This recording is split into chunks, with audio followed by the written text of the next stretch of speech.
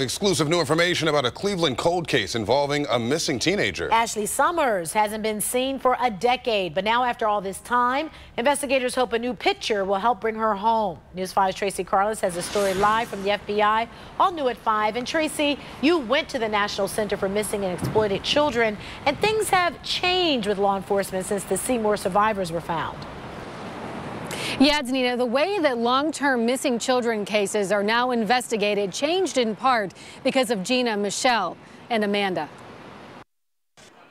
It is a story that unfolded on an early evening in May on Seymour Avenue. A story that captivated a nation, grabbed world headlines, and tugged on hearts. Cleveland 911, you need... Hello, please. Help me, I'm Amanda Berry. You need police, fire, or ambulance? I need police. Okay, and what's going on there? I've been kidnapped and I've been missing for 10 years, and I'm here. I'm free now. The story of Amanda Berry, Gina DeJesus, and Michelle Knight. 3 women kidnapped, tortured, and held captive by Ariel Castro in his Cleveland home for a decade. We don't believe that Gina, Michelle, and Amanda are the only ones. We believe that there are still other children out there in this peril, and we're working diligently to find them. The National Center for Missing and Exploited Children is located here in Alexandria, Virginia. Back in 1984, John Walsh and his wife, along with other parents of missing children and child advocates, started the nonprofit corporation to bring missing children home. Inside the National Center for Missing and Exploited Children, reminders of their story. What happened here in Cleveland changed policy for police departments across the country. Shortly after the 3 were found, law enforcement from around the United States converged on Alexandria. Robert Lowry is vice president of the Missing Children Division at the center. 150 subject matter experts from all over the country, including Cleveland FBI, Cleveland Police, came here to talk about the experiences, what they saw. But collectively, we sat down and discussed this issue, and we wrote a manual for law enforcement on investigating cases of long-term missing child. Back on that night in May of 2013, we knew that Gina and Amanda were found.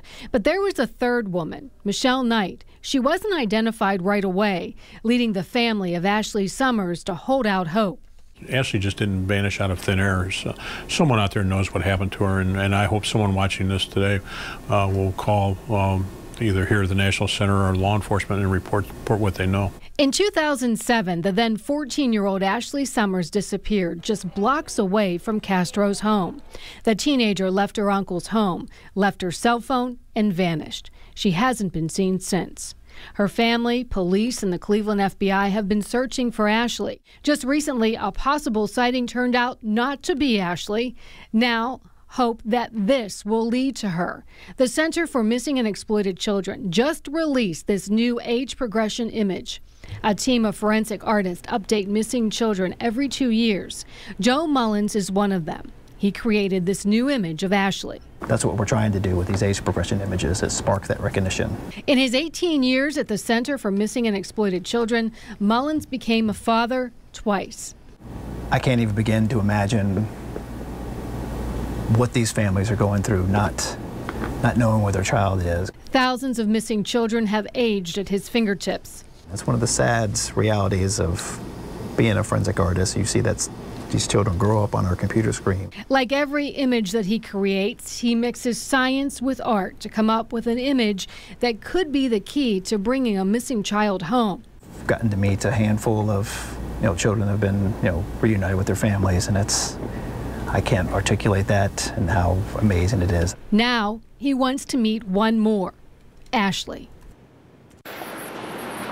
Now, the FBI does not close the case of a missing child, and neither does the National Center for Missing and Exploited Children. Their oldest case is 1948. Meantime, if you have any information about Ashley Summers, you are asked to call the Cleveland FBI. Live in Cleveland, Tracy Carlos, News 5.